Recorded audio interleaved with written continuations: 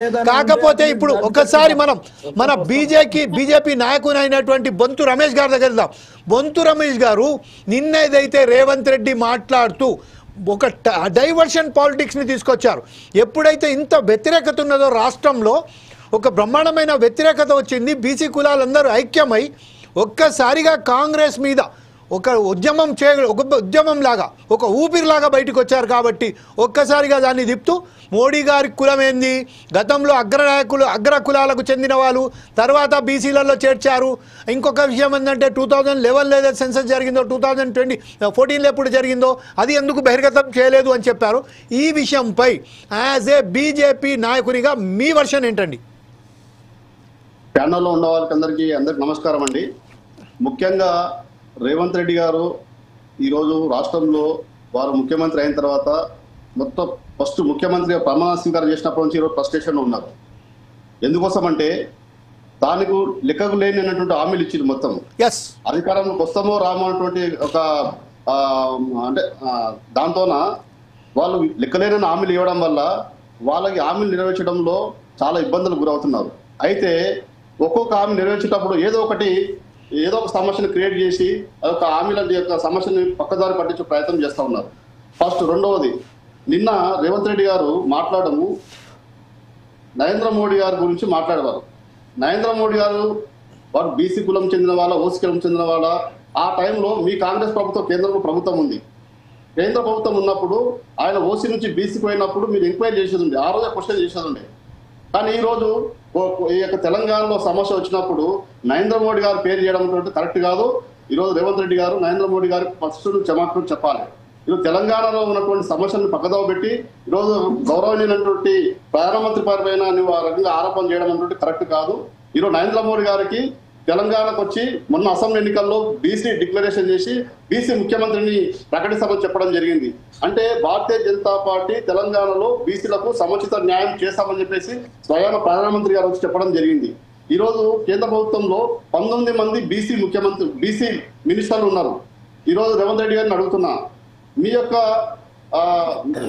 Cabinet లో ఎంతమంది BC ఉన్నారు ఒకసారి చెప్పండి. ఓసీలు ఎంతమంది చెప్పండి, ఎస్సీలు ఎంతమంది చెప్పండి, ఎస్టీలు ఎంతమంది చెప్పండి. ఇవన్నీ లేకుండా ఎవరో ఒకటి బట్ట కాల్చి ఎవరి మీద వేసేస్తే కరెక్ట్ కాదు. ప్రజలందరూ గమనిస్తూ ఉన్నారు. ఈరోజు టీఆర్ఎస్ ప్రభుత్వం కావచ్చు, కాంగ్రెస్ ప్రభుత్వం కావచ్చు, బీసీల ఓట్ల కోసమే బీసీల ఓట్లని వాళ్ళ ఓట్ల వరకే వాళ్ళు పరిమితం చేసి వీళ్ళు అధికారంలో ఉండాలన్నటువంటి తాపత్రయంతోన ఈ యొక్క బీసీ కులగణన చేస్తూ ఉన్నారు. 2014లో కేసీఆర్ గారు కులగణన చేసిన తర్వాత ఎందుకు బయట పెట్టలేదు ఆ రిపోర్టు? మొన్న ఏదో విషయం వచ్చినప్పుడు కేటీఆర్ గారు మాట్లాడేటప్పుడు మీరు చేసినప్పుడు 52% ఉంది, ఈరోజు రేవంత్ రెడ్డి చేస్తే 42% అని చెప్తా ఉన్నాడు. అదే విషయం 10 సంవత్సరాల క్రితం ఎందుకు టీఆర్ఎస్ ప్రభుత్వం చెప్పలేదు? రెండవది, ఈరోజు రేవంత్ రెడ్డి గారు కులగణన చేసిన తర్వాత పారదర్శకత లేకుండా ఈరోజు మా కొడంగల్ నియోజకవర్గంలో చాలా మంది వలసలు వెళ్తూ ఉన్నారు, ముంబైకి లేకుంటే పూనాకు, హైదరాబాద్కు. అలాంటి ఫ్యామిలీని కూడా లెక్క లేకుండా కేవలం వచ్చిన వాళ్ళతోనే సర్వే చేసి లేకుంటే ఉన్నటువంటి వాళ్ళ కాంగ్రెస్ నాయకులు ఎవరుతున్నారో వాళ్ళు చెప్పిన పేర్లు రాపించి కేవలం పథకాలు వాళ్ళకు మాత్రం అందజేట్లు చేసి వాళ్ళ పేర్లు రాపియడం అనేటువంటిది కొడంగల్ నియోజకవర్గం జరిగింది. కాబట్టి ఈ రకంగా తెలంగాణలో అంత కూడా జరిగిందని నేను భావిస్తున్నా. కాబట్టి ఇది కాంగ్రెస్ ప్రభుత్వం ఒకటే శుద్ధశుద్ధి ఉండాలి. వాళ్ళకు ఇప్పుడు 42% అని చెప్పారు, మళ్ళీ 10% కాంగ్రెస్ ముస్లింలని కలిపితే 52 అంటున్నాడు. ఇప్పుడు ముస్లింలకు రిజర్వేషన్ ఇస్తామని చెప్తాడు, మళ్ళీ ముస్లింలకు మళ్ళీ బీసీలలో వాళ్ళకు వాటా కల్పిస్తామని చెప్తున్నాడు. కాబట్టి రేవంత్ రెడ్డి గారు ఏదైనా క్లారిటీ లేకుండా మాట్లాడుతున్నారు. వాళ్ళకు ఉన్నటువంటి పరిస్థితుల్లో ఈరోజు రాహుల్ గాంధీని మెప్పించాలని చూస్తున్నాను. ఈరోజు రాహుల్ గాంధీకే క్లారిటీ లేదు, ఆయన ఏ కులం కూడా ఎవరికి తెలియని పరిస్థితి కనిపిస్తూ ఉంది. రాహుల్ గాంధీని మెప్పించడం కోసము ఆయన ఇష్టం వచ్చినట్ల బీసీ కులాలను అడ్డం పెట్టుకొని ఈరోజు రాజకీయాలు చేస్తున్నటువంటి కరెక్ట్ కాదు. నీకు చిత్తశుద్ధి ఉంటే మీ యొక్క క్యాబినెట్ లో బీసీలకు సముచిత న్యాయం కల్పించు. అదేవిధంగా బీసీ రిజర్వేషన్ అంటున్నావు, ఇంతవరకు రిజర్వేషన్ కన్ఫర్మ్ కాలేదు ఇక్కడ తెలంగాణలో. కాబట్టి మీరు ఈ రాజకీయాలు మన సార్ చెప్పారు అమరేందర్ గారు, లక్ష్మీనారాయణ గారు, రాజకీయాలు పక్కకు పెట్టాలని చెప్తున్నారు. రాజకీయాల్లో చేసిందే రేవంత్ రెడ్డి, అందరినీ విమర్శించిందే రేవంత్ రెడ్డి, ఇష్టం వచ్చినట్టు మాట్లాడిందే రేవంత్ రెడ్డి. ఆయన ఒక్క మాట మాట్లాడితే మీరు మళ్ళీ ఆయన రేవంత్ రెడ్డి ఎందుకు అంటున్నారు. కాబట్టి రేవంత్ రెడ్డి అనే వ్యక్తి ఈరోజు తెలంగాణలో ఉన్నటువంటి ఒక ఫెయిల్యూర్ ముఖ్యమంత్రి, ఉన్నటువంటి ముఖ్యమంత్రిలో ఫెయిల్యూర్ ముఖ్యమంత్రి.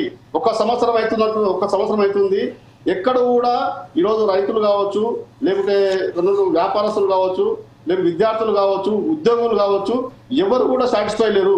ఆయన ఇచ్చినటువంటి హామీలు ఏదో ఒకటి కూడా నెరవేర్చలేదు. అందరూ బాధపడుతున్నారు. కానీ ఇలాంటి పరిస్థితుల్లో మీరు కులగణన తీసుకొచ్చి రేవంత్ మన ప్రధానమంత్రి గారి పైన లేకపోతే ఇంకెవరి పైన కేసీఆర్ పైన దూపడం కరెక్ట్ కాదు.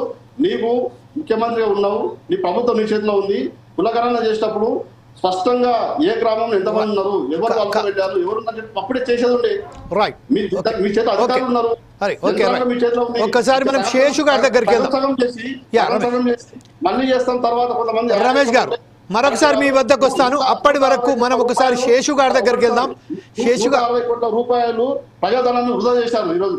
Right, okay. శేషు గారు ఇప్పుడు ప్రస్తుతం ఏదైతే ఉన్నదో, ఏదైతే బీసీలకు సంబంధించిన ఒక్కసారిగా ఈ వివాదం బయటకు వచ్చిందో, ఈ వివాదం బయట ఇచ్చిన తరుణంలో అసలు వాస్తవానికి ఈ వివాదాన్ని వెనకాల ఎవరైనా హస్తం